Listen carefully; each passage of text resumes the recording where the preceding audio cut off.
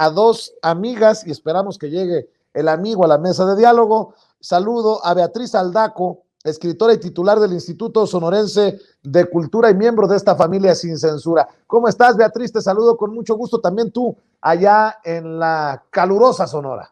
Así es, Vicente, pues muchas gracias. Y sí que ya tupido el calor, verdaderamente bastante.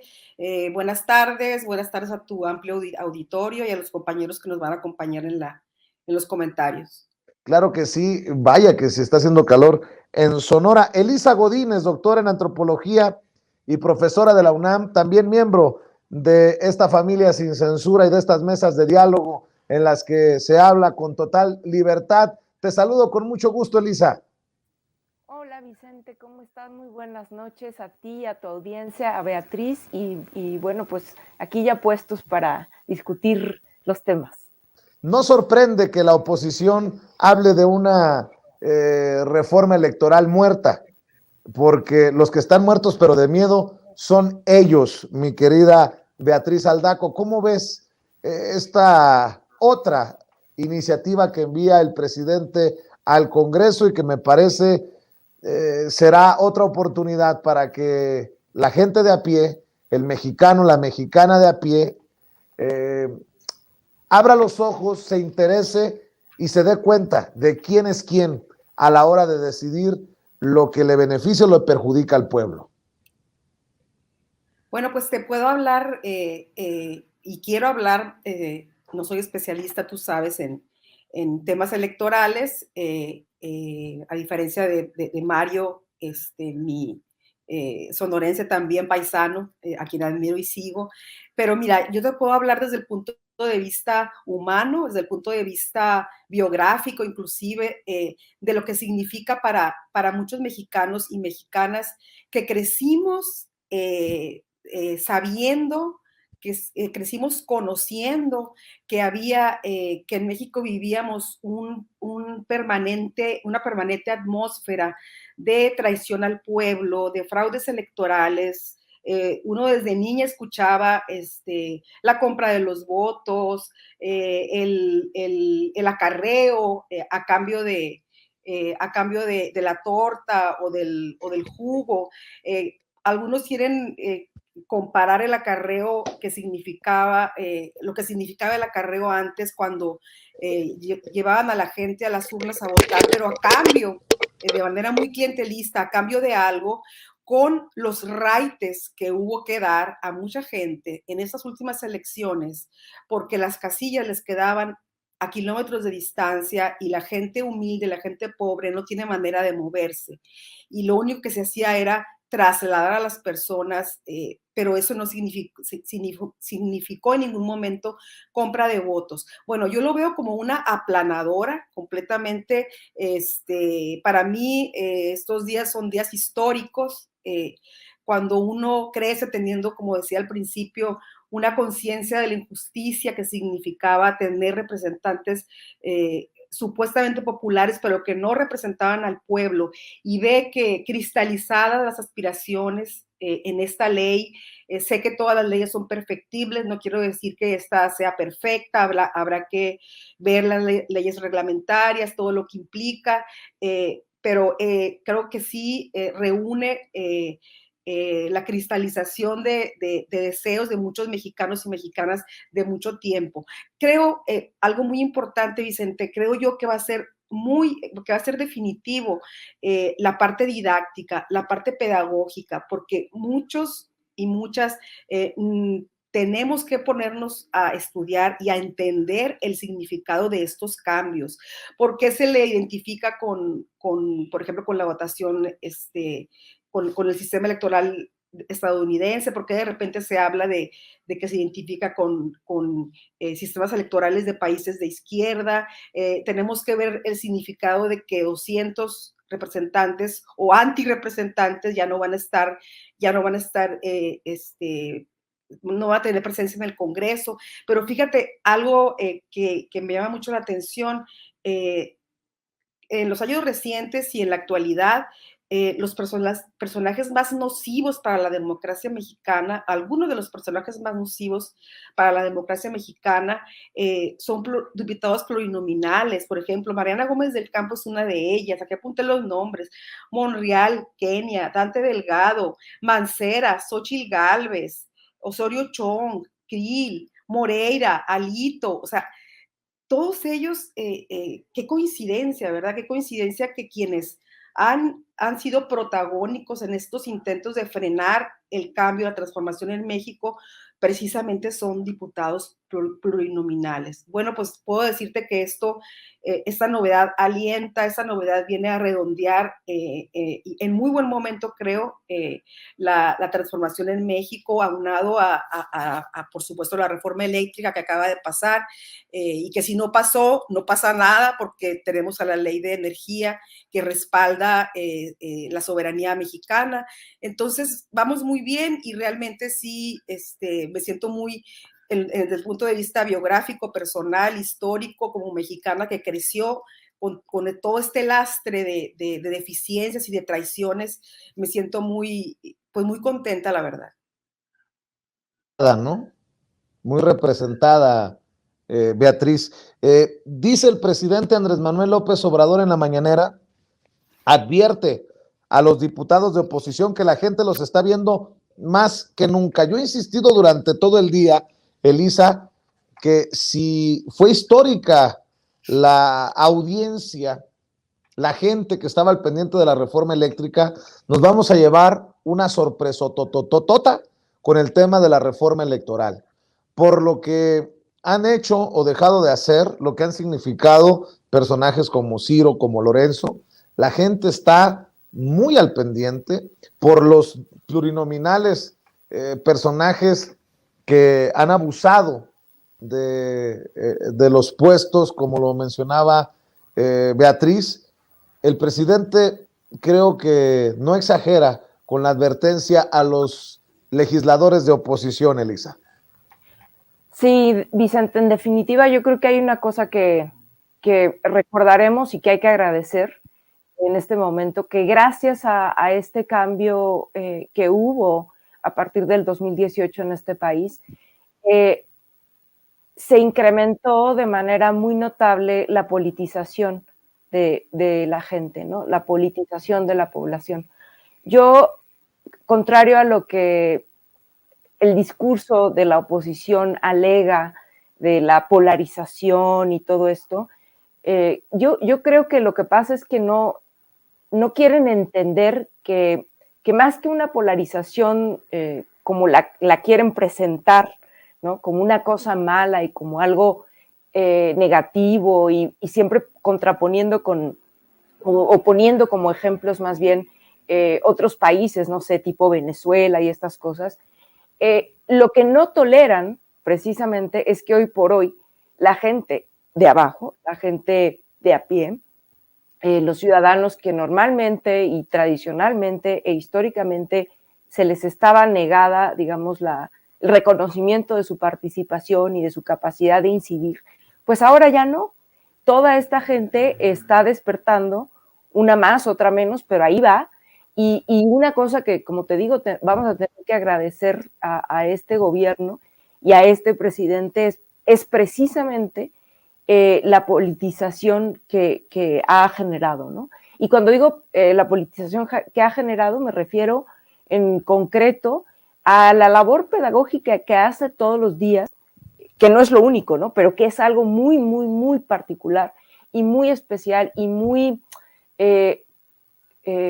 único, pues. O sea, yo no conozco un ejemplo en otra parte del mundo actualmente en el que un líder de la talla de un presidente como Andrés Manuel López Obrador hable todos los días, pero hable justamente con este sentido de hacer que la gente entienda. Entonces, el lenguaje que usa, todo esto, y claro, esto se traduce en el hecho de que hoy por hoy, lo que tú estás comentando, fue altísima la audiencia que hubo hace unos días durante la votación para la reforma eléctrica. Fue histórica, me atrevo a decirlo, no tengo los datos en específico, pero me atrevo a decir que fue histórico. O sea, muchísima gente estaba viendo el canal del Congreso. Un domingo, por cierto, que los domingos la gente, pues normalmente lo usa para descansar, para hacer su mandado, para estar con la familia, muchas cosas. Y bueno, todo el día estuvo ahí la gente pegada, ¿no?, al canal del Congreso y a otras vías, como este canal y otros tantos, pues que estuvieron transmitiendo esto.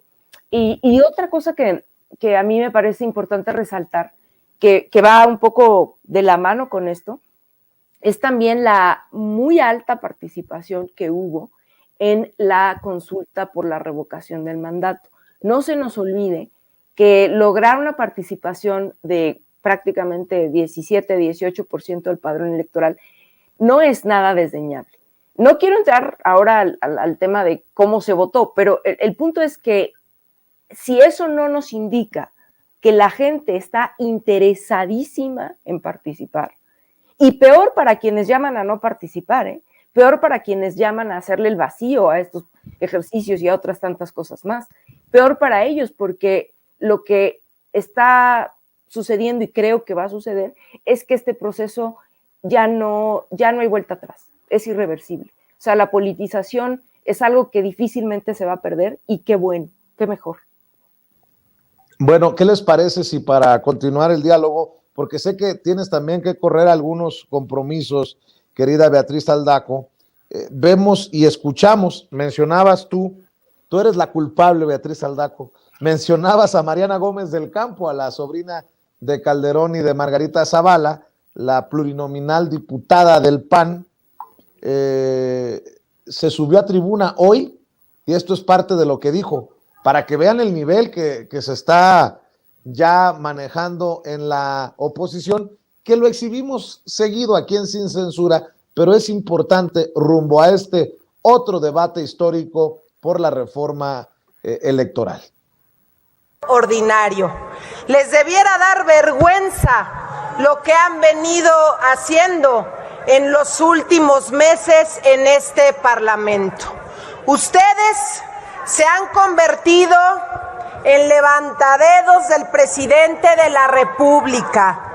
Ustedes, el día de hoy, fueron capaces de acompañar al presidente, porque el presidente es tan democrático que convoca solamente en el Palacio Nacional a los que votaron a favor de su nociva, regresiva, vulgar reforma eléctrica, que solo beneficiaba a don Manuel Bartlett, que solo beneficiaba a su círculo más íntimo, pero ustedes lo han solapado.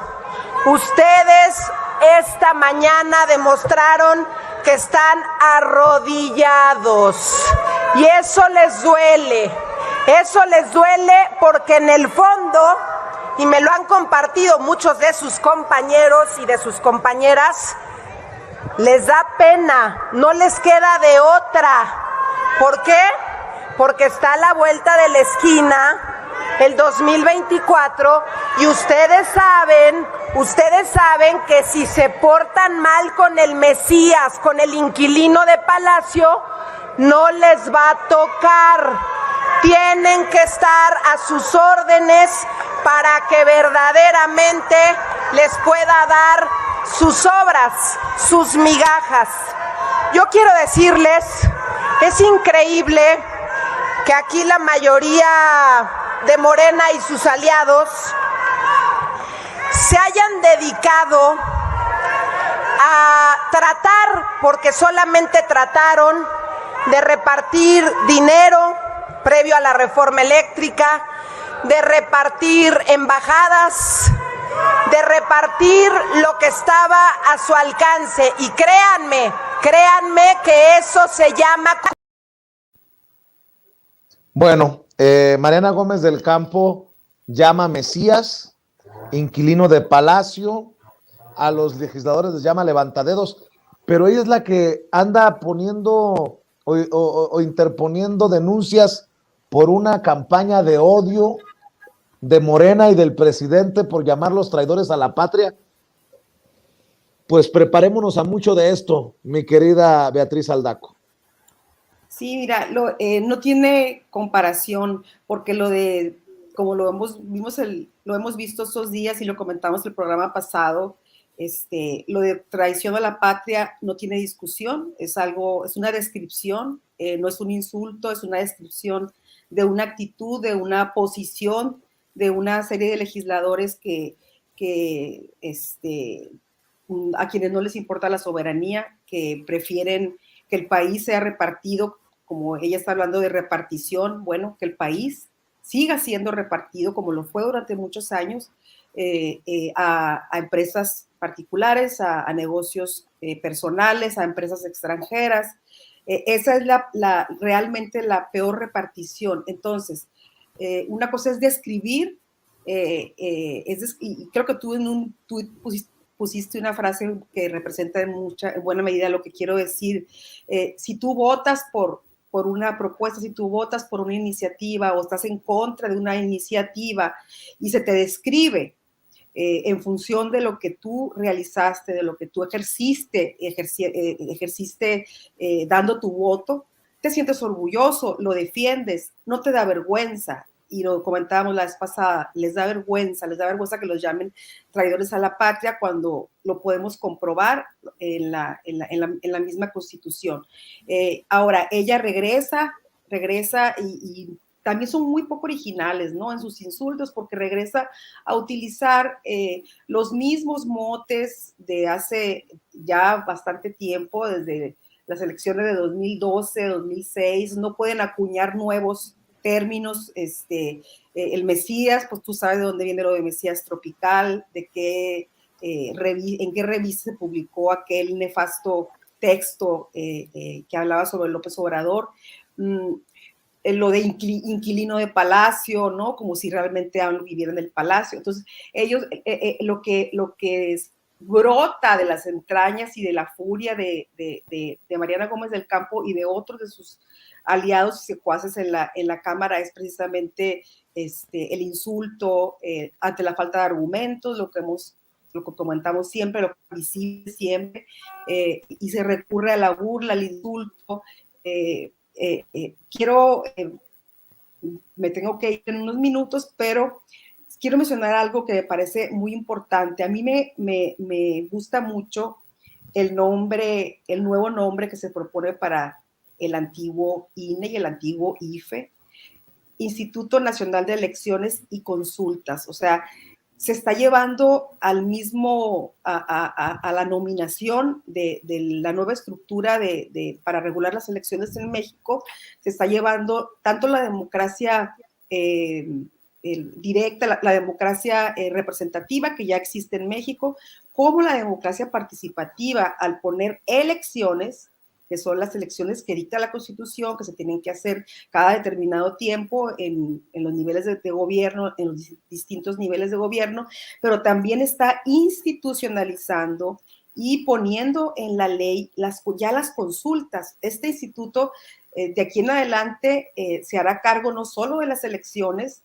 sino de fomentar, promover, regular, revisar los instrumentos de la democracia participativa, como la consulta popular, el referéndum, el plebiscito. Entonces se abre una nueva etapa política y electoral en México con esta nueva nominación que obliga al instituto a realizar este tipo de ejercicios que acabamos de vivir con la consulta popular y con la revocación de mandato del presidente.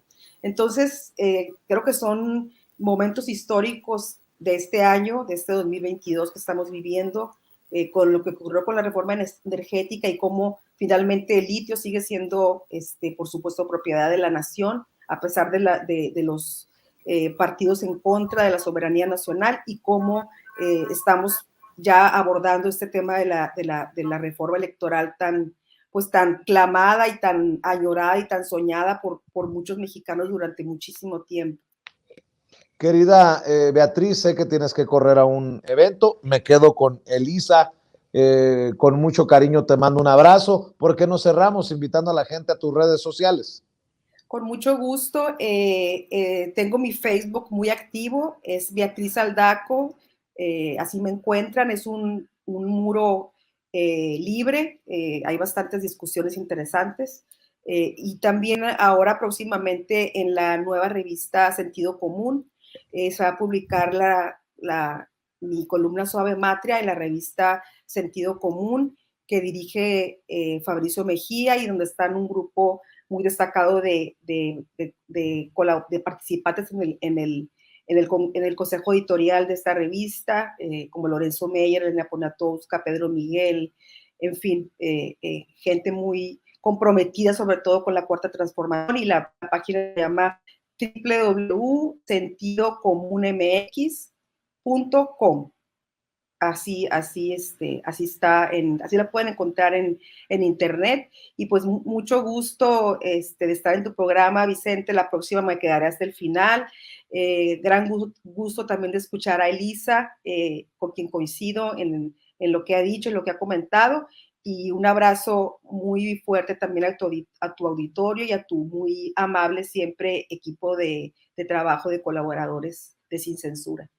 Gracias, Beatriz Aldaco. Te mandamos un abrazo. Cuídate mucho y éxito en tus eventos, en tus responsabilidades como titular del Instituto Sonorense de Cultura. Querida Elisa, pues creo que nos va a dar mucho esta reforma electoral para el debate, ¿no? Por lo que significa, por los intereses que toca, por...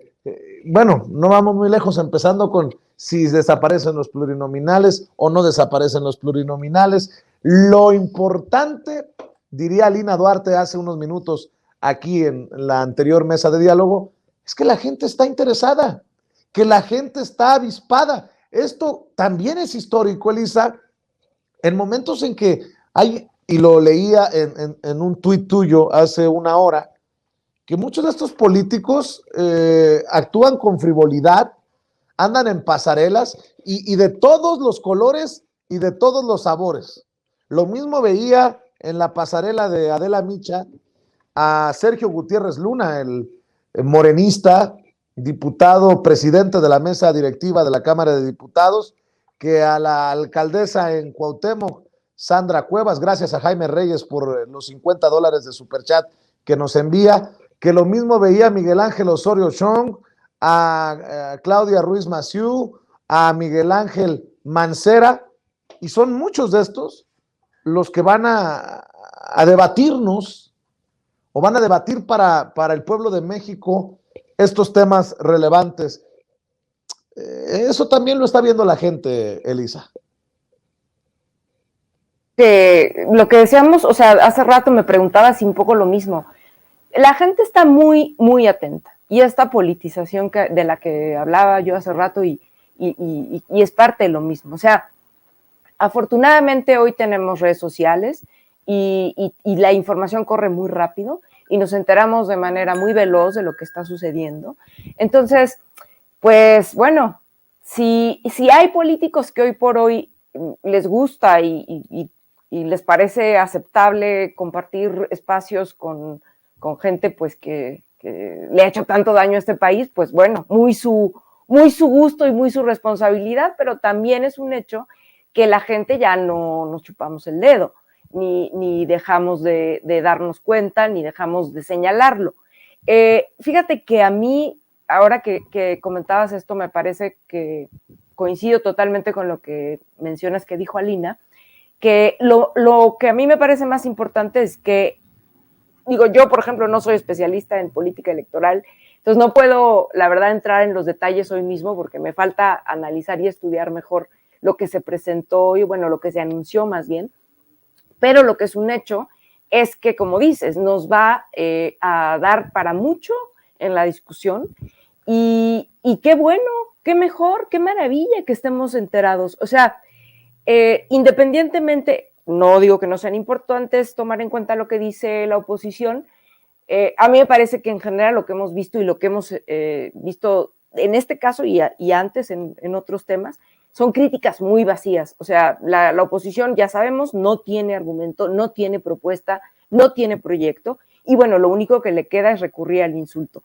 Pero que un tema como la iniciativa de reforma constitucional en materia de democracia y cuestiones electorales se discuta y sea de interés de la gente, me parece un gran avance en un país en el que históricamente nuestra democracia pues le costó mucho consolidarse y está apenas consolidando.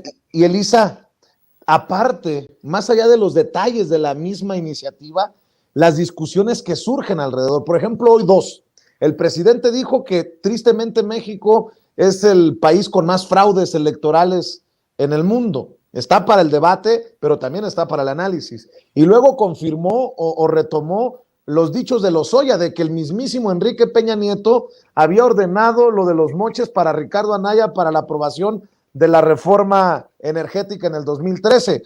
Y si bien eso en particular no es necesariamente electoral, pues recae en los personajes que son, que llegan a la Cámara de Diputados o al Senado, que deben de ser los más idóneos, los más honestos, los más transparentes. En fin, yo veo muchas posibilidades, muchos temas en torno, pues, a esto de la reforma electoral, como nos pasó también con la reforma eléctrica.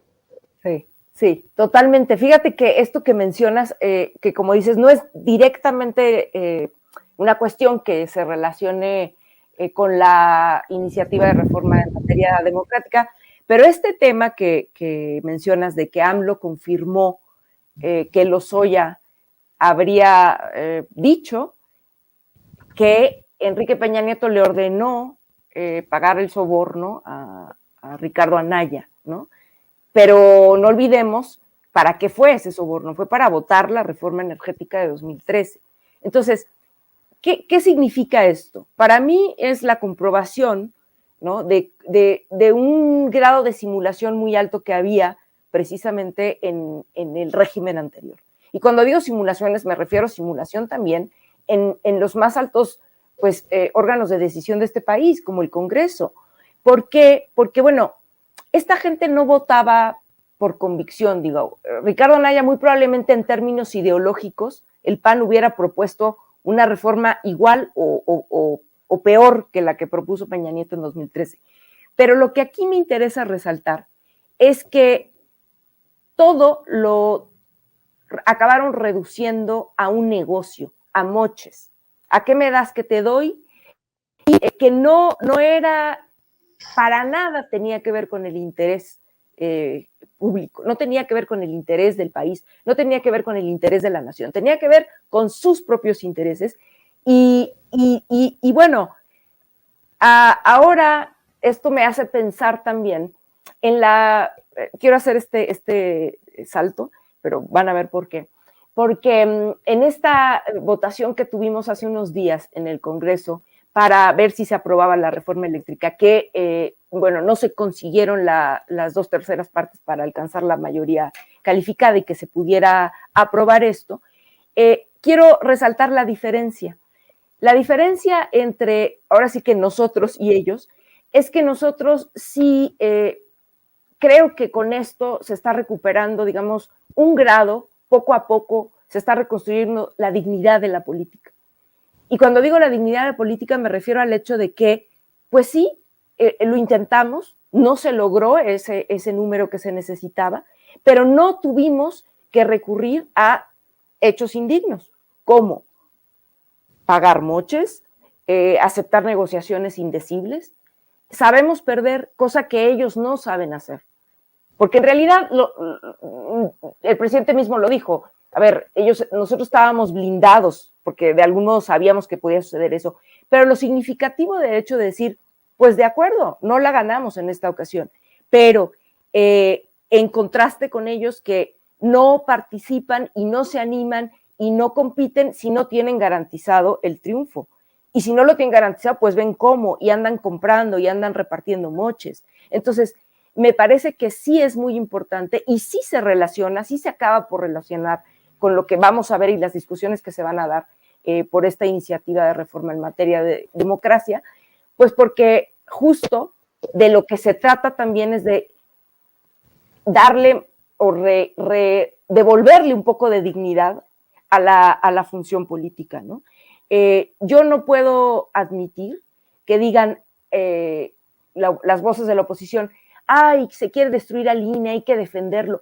No entiendo cómo se puede defender un organismo que en los últimos años fue producto única y exclusivamente de este pacto entre el PRI y el PAN, simple y sencillamente para repartirse los espacios de poder, y que no pudo ser garante de que se llevaran a cabo elecciones democráticas, libres y en buenas condiciones. A pesar del INE en el 2018 fue que se logró esto, no gracias al INE, y eso no hay que olvidarlo. Querida Elisa, como siempre, es un placer compartir las cámaras y los videos aquí en las mesas de diálogo contigo. ¿Por qué no cerramos pidiéndole a la gente que te siga en redes sociales, sobre todo porque en estos días vamos a estar todos muy activos? Sí, claro que sí, Vicente. No, el placer es mío y el agradecida soy yo de compartir contigo, con tu audiencia, con esta linda familia de Sin Censura. Y bueno, yo ahí me pueden encontrar en el Twitter, que es donde normalmente doy un poco de lata. Ahí abajito pueden ver mi nombre de usuario, que es @TA13NCT, Tanit, y pues me va a dar mucho gusto verlos por ahí. Claro que sí. Te mando un abrazo, Elisa Godínez. Estamos Igual. al pendiente. Nos vemos muy pronto en otra mesa de diálogo aquí. Igual. Hasta luego. Déjeme en la recta final saludar a Rodrigo Benedict. Rodrigo Benedict,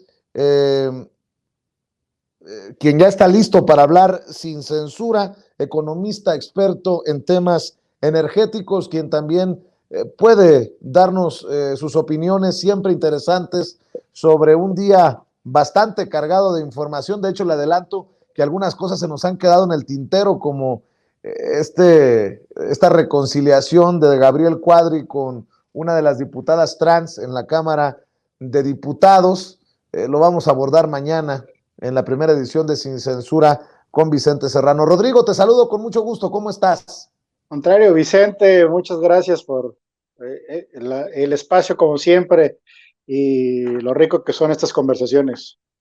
Oye, Rodrigo, ¿cómo ves al presidente? ¿Cómo ves al primer mandatario que recibe, a pesar incluso de que no se aprobó la reforma eléctrica, recibe a los legisladores y legisladoras que defendieron la reforma eléctrica en Palacio Nacional el mismo día que envía su reforma electoral?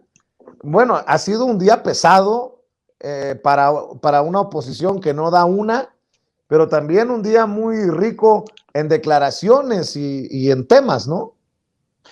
No, sin duda.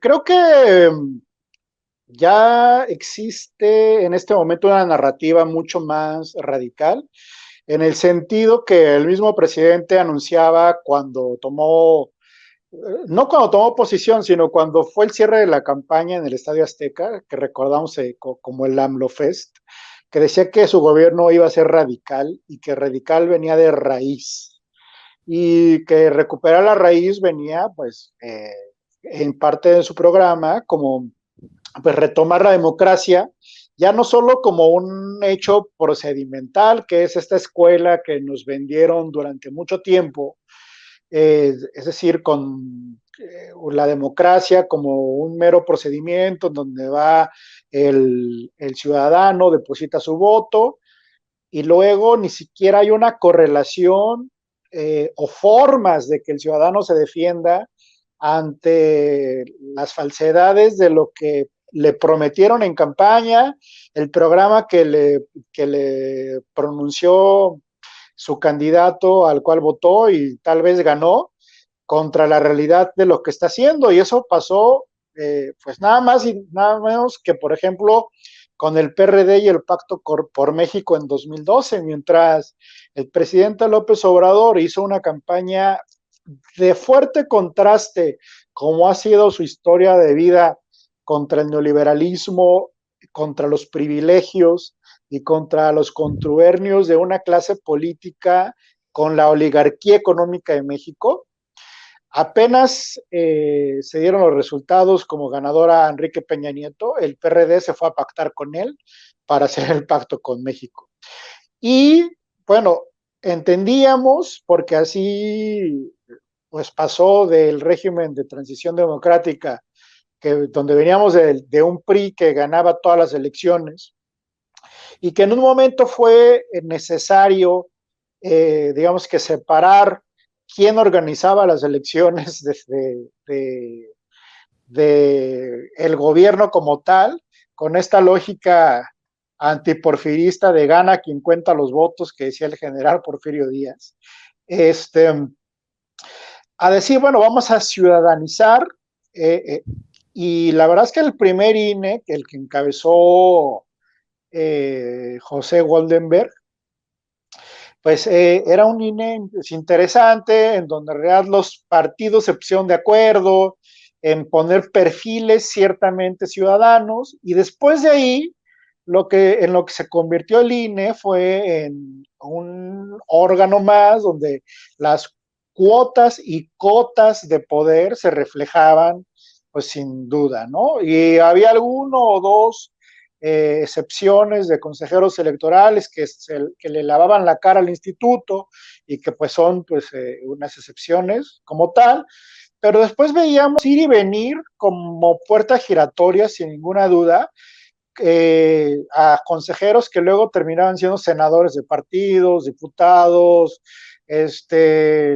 pues, recordemos a Molinado Orcasitas, al difunto Alberto Lujambio, que terminó siendo senador, y de otros partidos también, incluso pues gente del PRD, del PRI, que fueron consejeros y después terminaron teniendo cargos públicos.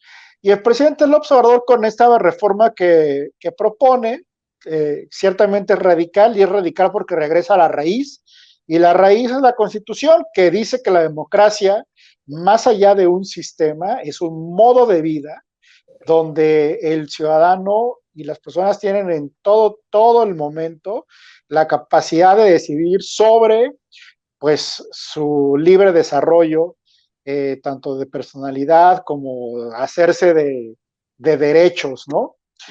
Y de ahí viene, yo creo que la reforma del presidente, y el acto que dio hoy con los representantes populares, pues, que ciertamente son mayoría y que representan a una gran cantidad del pueblo de México. Claro, por cierto, hoy ese encuentro entre legisladores y legisladoras con el presidente Andrés Manuel López Obrador sirvió para que el presidente confirmara que gana perdiendo en el anterior debate, en la anterior reforma, la energética. De hecho, estaba leyendo tu columna que publicas en el Washington Post y tú lo desmenuzas muy bien. Yo lo dije por una frase que me gustó, que ganaba perdiendo, y hoy el presidente dice, pues qué asesores tan poco vivos tienen en la oposición, porque estábamos dándoles el 40 y tantos % a los privados, y ahora con la forma en que declaró constitucional la ley de la industria eléctrica, la Suprema Corte de Justicia de la Nación, la Comisión Federal de Electricidad, podría llegar a tener el control del 90% de la distribución de la electricidad. Corrígeme si estoy equivocado con esto que dijo el presidente, y abunda, por favor, si me permites pedírtelo, Rodrigo, sobre esto que escribes en el Washington Post, que seguramente no agrada a muchos en esa oposición totalmente derrotada. Bueno, yo lo que decía ahí en esa columna es que íbamos por 4 cosas en la reforma constitucional, ¿no? Que es la transición energética, que era muy importante, cancelar los contratos legados abusivos del régimen pasado, la nacionalización del litio para toda su cadena de valor, que pasara ya a manos de la nación, y por último, pues recomponer la CFE en términos de, pues pasarla de ser una empresa productiva del Estado a un organismo que fuera ya viable y que controlara el sistema eléctrico nacional como tal, ¿no? De todas esas cosas, pues pasaron cosas bien importantes, ¿no? Lo que pasó con la Suprema Corte de Justicia y desechar la acción de inconstitucionalidad, perdón, de desestimarla, lo que ocurre con eso es que CFE, para empezar, y la CRE, pues ya tienen en este momento pues vía libre para empezar a hacer lo que la LIE, que es la ley vigente, y que pues no es inconstitucional, pues les da la oportunidad, primero, pues de revisar todos los contratos de regímenes anteriores, legados, abusivos, de subir las tarifas a las famosas sociedades de autoabasto que pagan 70% menos de lo que debería de pagar un generador normal. Pues el litio pasa ahora sí a ser, digamos que, una propiedad de la nación ya regulada en ley secundaria, ya diciendo que va a ser un organismo público del Estado, es decir, ya ni siquiera es el enunciado que venía en la reforma constitucional, sino ya el cómo se va a hacer. Y la verdad es que poner en la Constitución que los privados tenían derecho hasta el 46% del mercado nacional, que es un mercado enorme, es el mercado más grande de América Latina. Y bueno, es de los mercados seccionados, que Estados Unidos se divide en 4, es más grande que cualquiera de esos mercados. Imagínate que te lo estaban poniendo en la Constitución, que ese era tu pedazo de pastel y lo rechazaste. Entonces ahora, con la opción de que la CFE pues ya no tenga que ir a comprar en subastas de energías renovables y gastar más de lo que debía, porque lo que pasaba ahí era algo que pues que hemos contado mucho en muchos espacios, pero que luego no termina de quedar claro. Es decir, la CFE está obligada por ley, por la reforma del 2013, a ir a subastas de largo y mediano plazo. Las de mediano plazo no se hicieron, pero se hicieron 3 subastas de largo plazo. Estas subastas, no creas que es que ya hay generadores con energía ahí disponible para dártela. Estas subastas eran solo para centrales de energías de fuentes renovables. Y ellos ofrecían a cierto costo su electricidad. Tú decías, se hacía ahí un cálculo matemático, lo hacía el SENACE, se ponían diferentes parámetros y decía, bueno, el ganador es esta central. Esa central no estaba construida, esa central se tenía que construir y se iba a construir a partir de que se firmaba el contrato de la subasta de largo plazo a 15 años para venta de electricidad a la CFE. Entonces, es decir, se iban a construir estas centrales renovables con el dinero que le iba a pagar CFE, pero tenía una cantidad anual que tenían que entregar de energía a estas centrales. Si estas no tenían una fecha o una hora en específico de cuándo tenían que entregar esta electricidad, entonces, si de repente, porque no había suficiente viento o las centrales fotovoltaicas no producían suficiente por pérdida ya sea de calentamiento, no había demasiado sol o había demasiado sol, porque pueden ocurrir cualquiera de esas dos cosas, y no te entregaban electricidad porque son variables e intermitentes. CFE, que es el encargado de entregarle a 50 millones de hogares o más de 50 millones de hogares electricidad, tenía que voltearse y comprar el respaldo a algún otro generador para entregárselo a los hogares. Con lo que pasa en la LIE es que ahora pues, todos los que participan en el sistema sean quienes asuman sus propios costos. Y ya la LIE, así como está a partir de que la Suprema Corte de Justicia la dejó en este momento firme, lo que le dice es, los contratos estos, las de subasta, van a pasar a ser, o los legados también que venían con los productores independientes de energía, pasan a ser, les llaman, es un término medio técnico, un contrato de cobertura con entrega física de energía. Eso quiere decir que yo hago un contrato contigo para que me entregues en tanto tiempo electricidad, pero además que la entrega física sea en tal tiempo, es decir, en tal día y en tal hora. Si tú no cumples con eso, tu central renovable a la que te compré energía, vas a tener que ir con otro generador y comprarle tú y pagarle tú, como debería haber sido desde el inicio, esa electricidad y dármela. No darme dinero, darme la electricidad para que yo se la pueda entregar a los hogares mexicanos. Eso es importantísimo. Eso es una de las cosas que estaban dañando fuertemente las finanzas de la CFE. Pero además, la CFE en suministro básico, que es esta que entrega a los hogares, solo estaba permitida comprarle ya sea a los legados que venían, decía, los productores independientes de energía que vienen desde el 92, o, según el nuevo régimen de Peña Nieto, en estas subastas de largo plazo. Pero CFE, entonces, ahora, ¿qué puede hacer? Pues puede comprarse a sí mismo. O sea, CFE puede voltear con sus propias centrales de generación y firmar este tipo de contratos de cobertura con entrega física de energía y decir, bueno, pues ahora me voy a integrar por lo menos en esa línea, que es que yo genero, yo transmito la energía, la distribuyo y te la entrego a ti, hogar mexicano.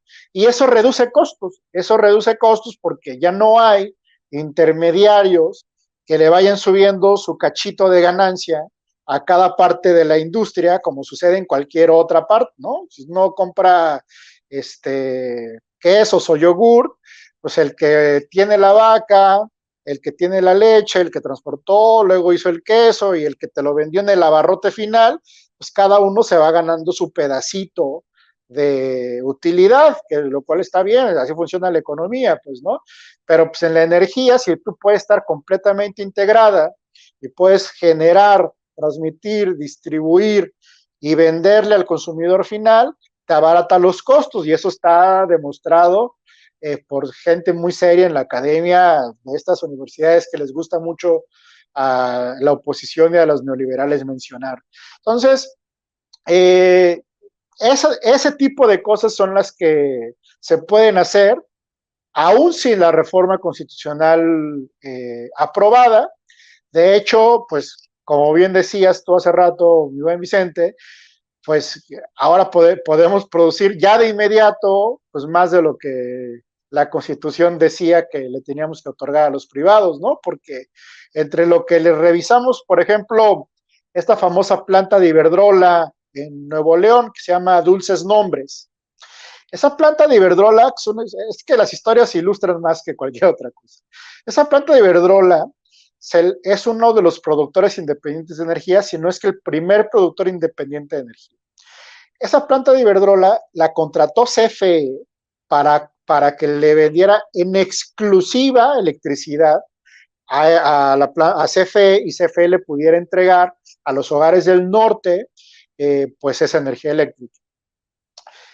Ahí con un vericueto legal, una maroma, por así decirlo, se inventaron unos excedentes que ellos invirtieron y decían, a ver, si yo tengo un contrato de exclusividad de venta de energía por tanta a ti CFE y soy un productor independiente de energía, pero también, como ahora tengo excedentes, puedo constituirme como una sociedad de autoabastecimiento con otras empresas que generen aquí en el norte, que prácticamente es pues Grupo Monterrey y la oligarquía de empresas norteñas que conocemos, que es pues ahí están el permiso de la Comisión Reguladora de Energía, están desde cementeras, paneras, embotelladoras o